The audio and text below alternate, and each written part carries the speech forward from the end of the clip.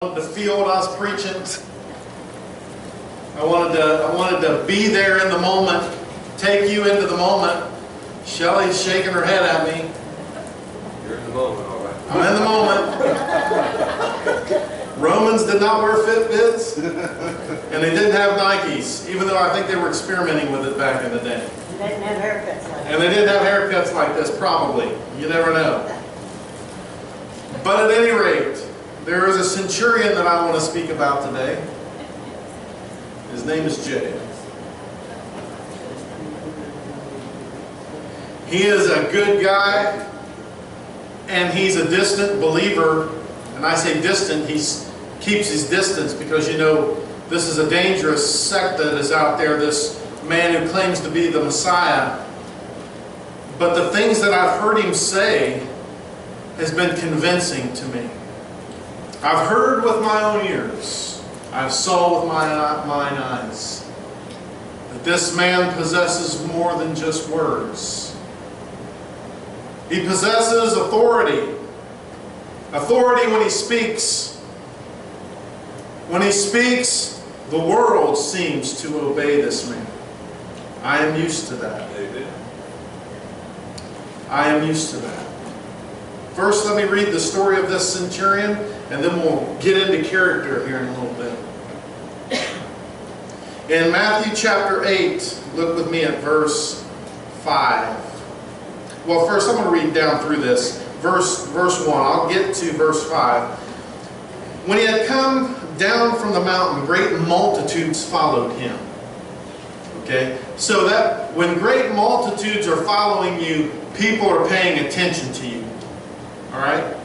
When you've got people following you from all around and word is spreading through all of Israel like wildfire about the things that's going on in your ministry, people start to pay attention to you and see what you're doing and follow your words and what you're saying. They want to see what you're all about.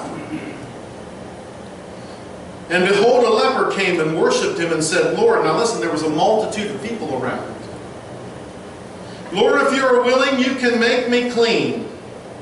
Then Jesus put out his hand and touched him, saying, that is huge. You did not touch lepers. Especially if you were a rabbi, or you were a teacher, or you were a holy man, they're considered to be unclean. You did not touch them. That's a cardinal rule. You do not do that, or you will be considered to be unclean. This centurion was watching all of this. Then Jesus put out his hand and touched him, saying, I am willing, be cleansed. And immediately his leprosy was cleansed. Right in front of now, does everybody know what leprosy is? What's leprosy? Is it some kind of disease on your skin? Yeah, what? Somebody even more than that. Like huge warts or something? Huh? Like huge warts?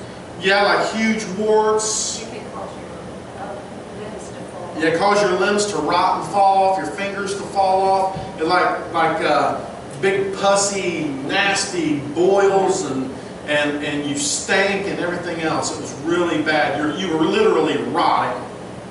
Okay?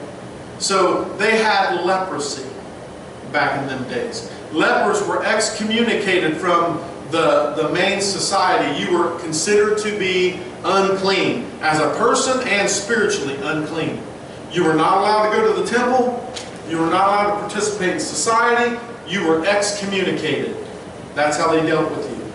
So to have a leper come up to you and ask you to help him is unheard of in and of its own self.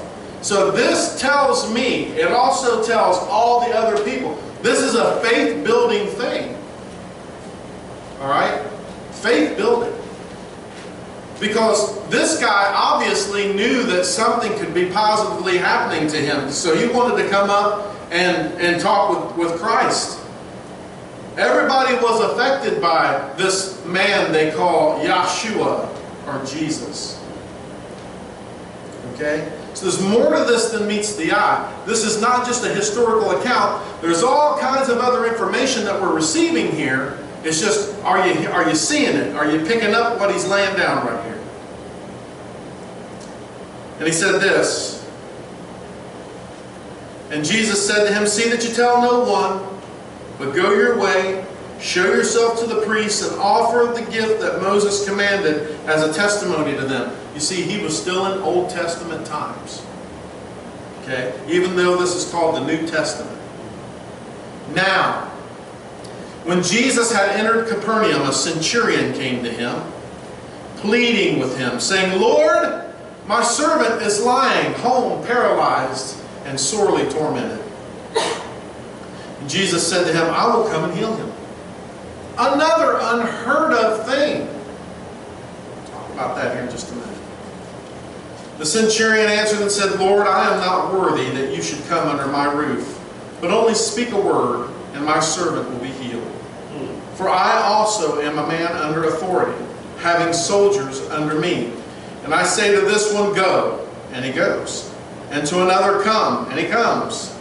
And to my servant, do this, and he does it. And when Jesus heard it, he marveled, and said to those who followed, assuredly I say to you, I have not found such great faith, not even in Israel. And I say to you that many will come from the east and the west and sit down with Abraham, Isaac, and Jacob in the kingdom of heaven. That's me and you that he's talking about.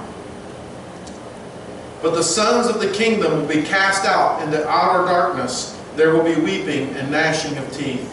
Then Jesus said to the centurion, go your way, and as you have believed, so let it be done for you. And his servant was healed that same hour. So we're going to dissect this a little bit, and I'm going to talk to you about the centurion. Could this have been Cornelius, as spoken of, I believe it was around Acts chapter 10. I believe is where that was at. When he began the ministry with the Gentiles. Could this have been him? Possibly. We're not really told, but it was another centurion. So we'll take a look at that here in just a minute, and we'll get into characters for y'all. Jason, right, man? Yes, sir. Any prayer requests?